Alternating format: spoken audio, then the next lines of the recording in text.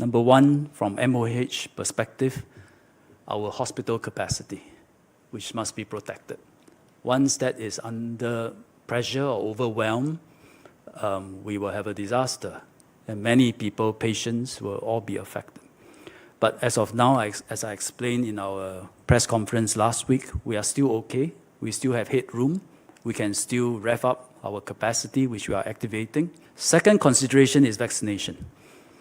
As of end of yesterday, I'm happy to say we have crossed 50% of our population having received both doses and completed their regime, their vaccination regime. But there remains over 100,000 unvaccinated seniors over 70 years old. And if you add those that's above 60 years old, that's another 100,000 or so. There's altogether 200,000 above 60 years old.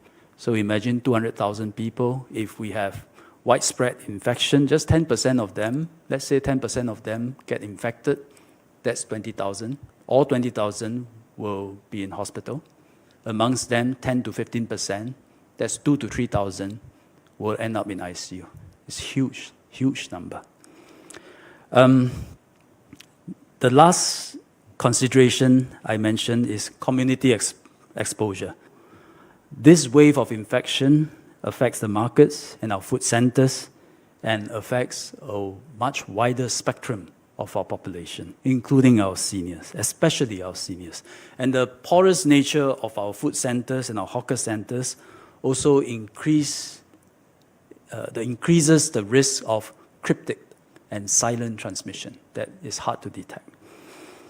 Hence, after thinking long and hard, we decided we have to revert to phase 2 heightened alert. It is most unsettling for the affected industries and the establishments.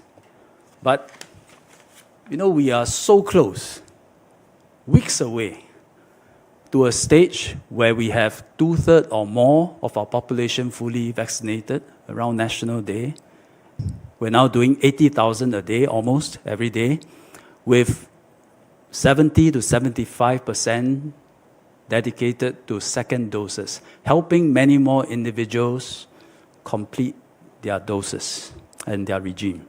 And these few weeks, go all out, reach out to the seniors and try to vaccinate them. We have reached out to GPs for your help because we know many seniors, they're not going to listen to ministers, but they may listen to their doctors and their GPs. So help us call them, persuade them that it's better for you to get vaccinated.